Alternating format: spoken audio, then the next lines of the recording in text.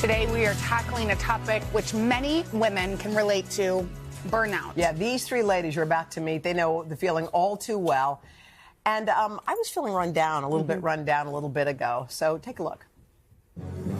You know what I learned yesterday? Sometimes you just have to stop.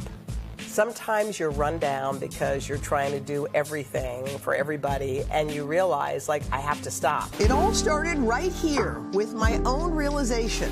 I slept.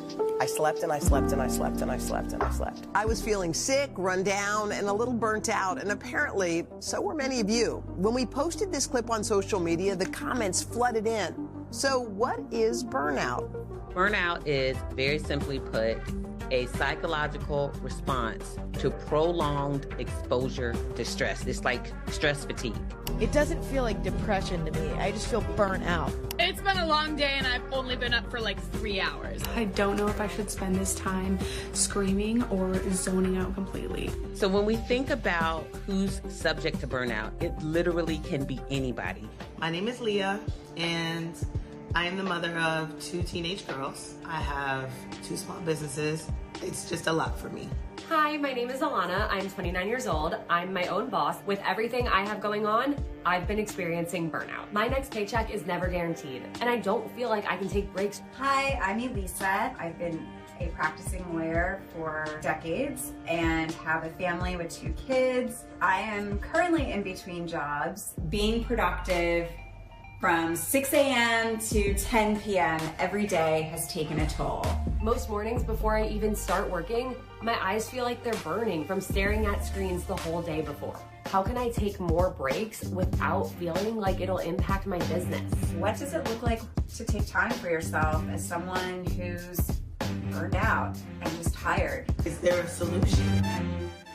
We want to get to solutions, but first we want to visit with Ilana Dunn, Leah Sardina, and Elisa Dunleavy. Ladies, you're singing our song. Like when we were nodding as we were listening to you. How bad did it get for you, Ilana?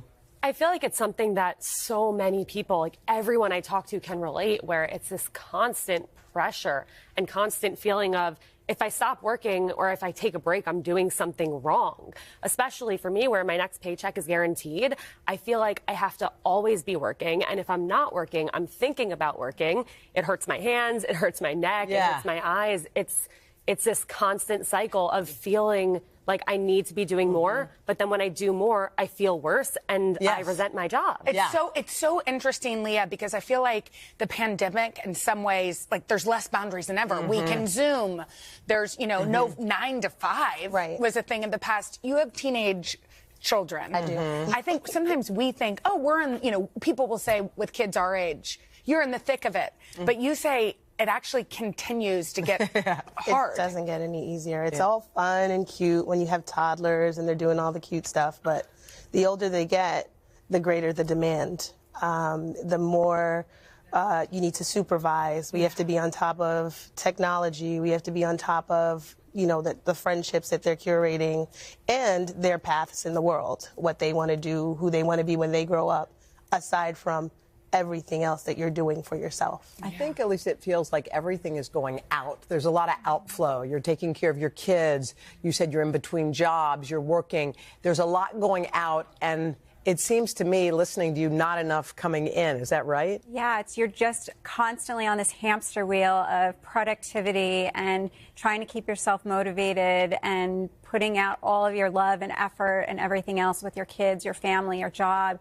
It's a lot to balance. And being you're in between jobs now still? Yes, so I'm still in between jobs. That's got to be stressful. It is, because, you know, in your career, as you're building it in your 20s and your 30s, you know, you feel like I just want to be, you know, a top performer. And when you're suddenly finding yourself in a place where you need to find another job and get that motivation to apply and have interviews and everything else, it can be exhausting.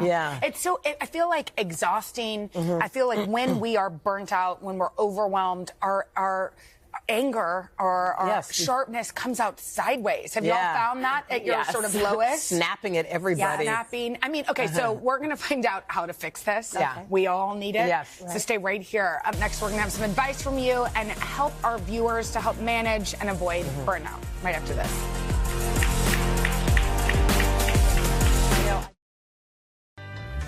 We are back now with three busy women you met before the break, Alana, Leah, and Elisa, and they are feeling burnt out.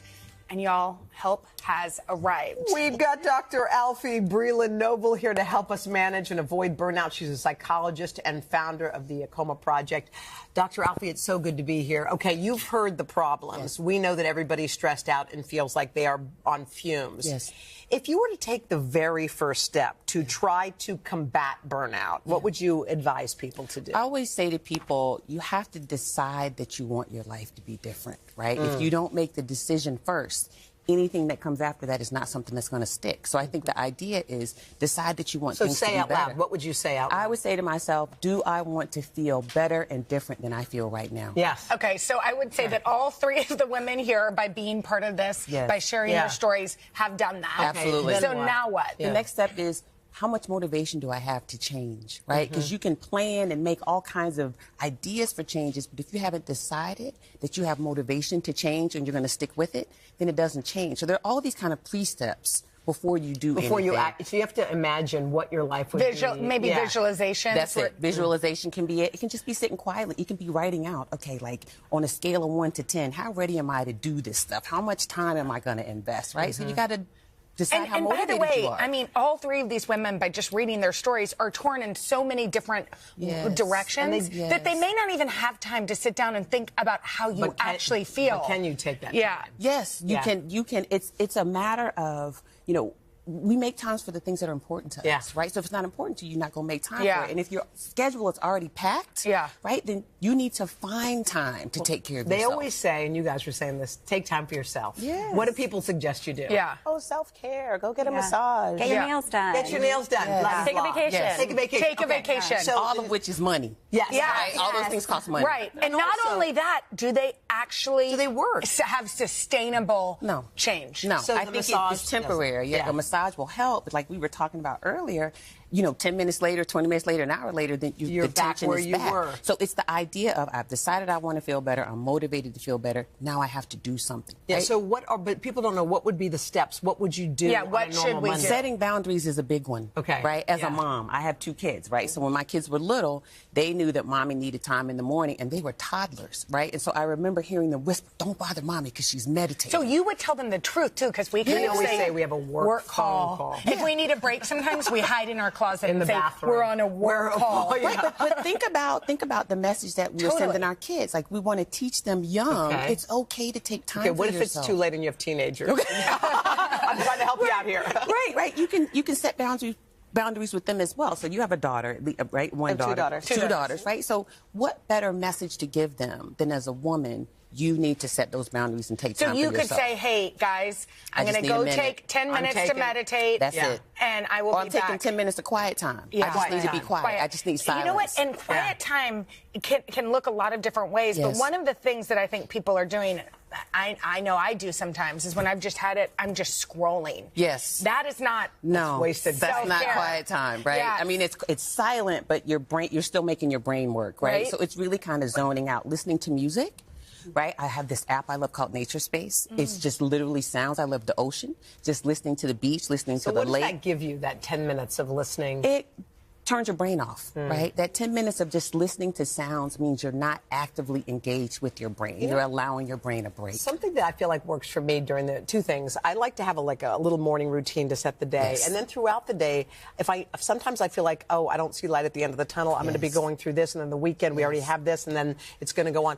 I try to take like mini breaks. And I actually will call it that. I'm taking a mini break, because that makes my heart feel like, oh my God, I get a break coming up, even if it's a half hour, That's 20 exactly minutes. Right. And we, you know, in technical terms, we would call that a reset, right? You're just giving your brain a mini reset. You're doing that throughout the day, right? The stress doesn't stop after the first time you meditate, right? You meditate, or you're quiet, or you have your quiet time in silence, or you're listening to music, or you journal, or whatever it is that you do.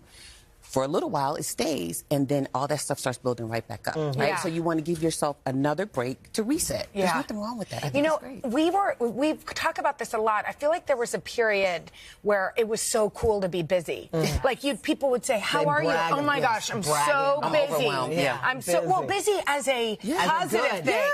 Look how wanted I am. I'm busy. But that isn't cool. No one's more necessarily. cool. And it's that thinking about the peer pressure. When I was listening to the ladies talk earlier, one of the things I was saying to myself, I tell people all the time, your value is in your existence. Your value is not in the things that you do. Oh, yeah. And so if you can bring yourself back to, you know, I'm here, I made it to another day, I got up this morning, there were other people who weren't that fortunate, that's where I feel like the day has to start. And then you don't have to pile stuff onto your day or be busy to feel like you're valuable or contributing. What do you do, lastly, what do you do at the day's end? What's a good practice that people can do? I think, well, I'm an avid meditator, so just talking about meditation. I like to, consider the day. I made it through the day. I think about something that I'm grateful for in the day. I love practicing gratitude. I might journal something. I might go back and meditate again, but it's just giving myself some quiet reflection to thank myself for getting through another day. You know what? Someone once said to me, at the end of the day, say, these are 3 things I appreciate about myself. By the way, that's so hard and weird when you think about it. You're like, what do I appreciate? It makes you think of the 3 things you did right. And then it's a different twist on it. Yeah, but... and I would say, too, nature. Yeah. Like, I sometimes, if my husband calls and is stressed, I say, get out and walk around. Right. Yes. Walk. Put your feet in the grass. Because you can say feet. Grounding. Oh, yeah, she loves that. Yes. She likes to put her feet right in Central Park. Yes. Thank you, guys. I mean, we could talk about this forever. Y'all, thank you guys so much for coming. Good luck. Keep us Do y'all posted. feel a little better just by being heard? Definitely. Got some to-dos today.